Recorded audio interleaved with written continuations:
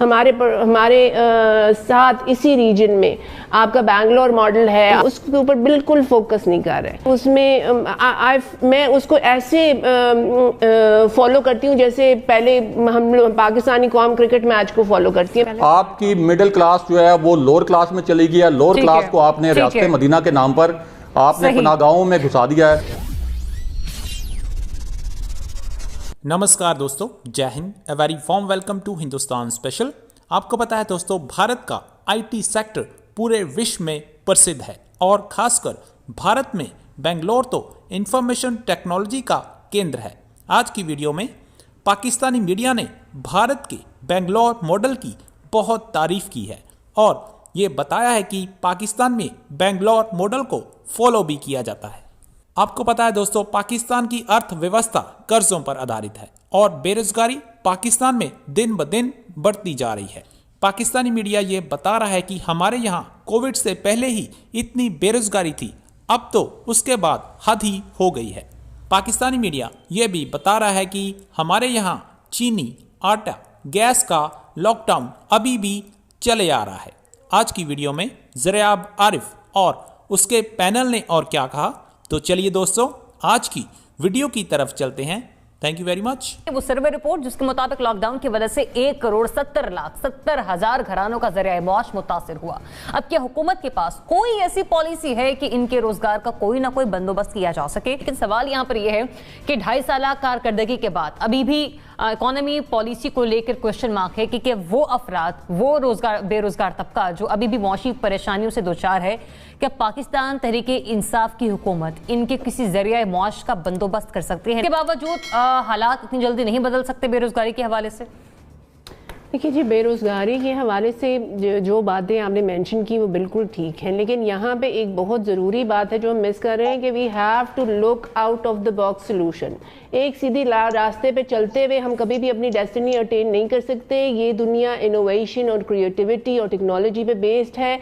यहाँ पे आपकी जो जैसे अब रीडिफाइन कर दिया है इसने जियोग्राफिकल बाउंड्रीज को, कम्युनिकेशन को, अनएम्प्लॉयमेंट को, अर्निंग को, हर चीज़ एक नई डायमेंशन में हमने देखनी है और हम उसमें कंसिडरेबली लैक कर रहे हैं।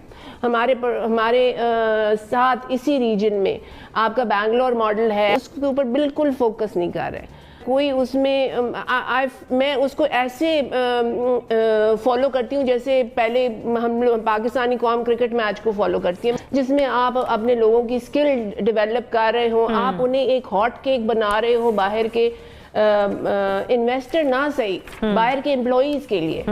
अब आपके एम्प्लॉय को उठ के थोड़ी जाना है किसी और मुल्क वीज़ा लेके, वो यहाँ पे बैठ के आपको डॉलर कमा के दे सकता है, तो आप उस पर क्यों नहीं इन्वेस्ट करते?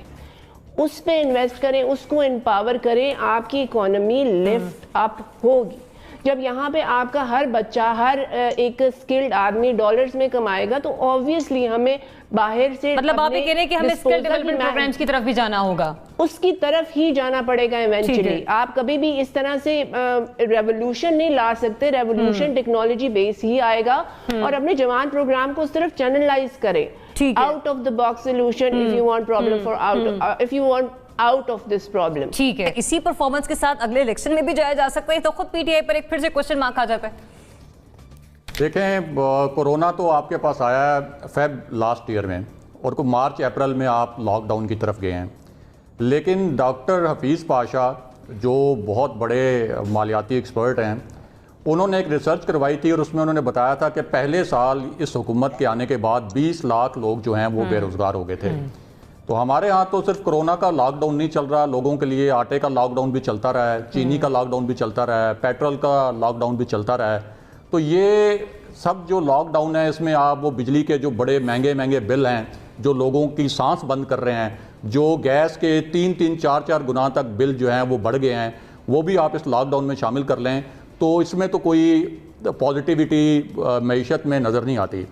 अब आ जाएं आप कि ये जो प्राइम मिनिस्टर के टेक्नोक्रेट्स हैं ना कैबिनेट में, ये उनको बड़े ही खुशनुमा किस्म के डिजिट्स के साथ खिलाते हैं और प्राइम मिनिस्टर इनके कहने पे वो ट्वीट्स भी कर देते हैं। यानी सारे आप लोगों को ये बताते हैं कि जो मैक्रो आपके इंडिकेटर्स हैं उनके बारे में आप लोगों को खुशखबरियाँ सुनाते हैं। आप कह रहे हैं कि जी हमारी एक्सपोर्ट बढ़ गई। इसके अलावा आप हर रोज़ एक खुशखबरी ये सुनाते हैं कि हमारा जो फिस्कल बजट फिस्कल था, ट्रेड डेफिसिट, वो भी कम हो गया और हम जो हैं ये डेफिसिट कम करने की वजह से हमारी इकॉनमी जो है वो इतने कोरोना के दौर में भी आगे बढ़ रही है।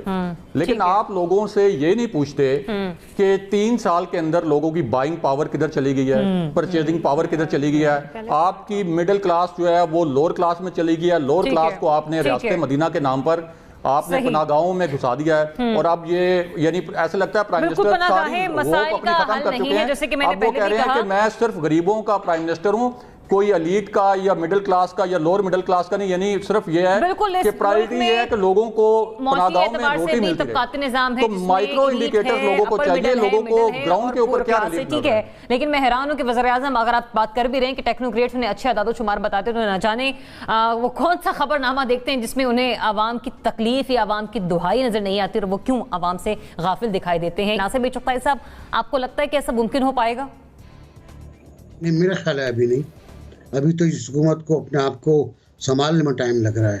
अभी तो ये तय करना है ना कोयटा जाए ना जाए, इस पर ही बात हो रही है 6-7 दिन से।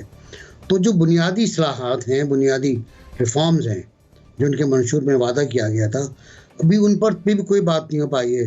पुलिस रिफॉर्म्स का कुछ पता नहीं है, लोकल बॉडीज़ के इंतखाबात किस तरह होंगे उसका कुछ पता नहीं है, आपकी इकनॉमिक रिफॉर्म्स का पता नहीं है, लेकिन बेरोजगारी ख़त्म नहीं। मोना,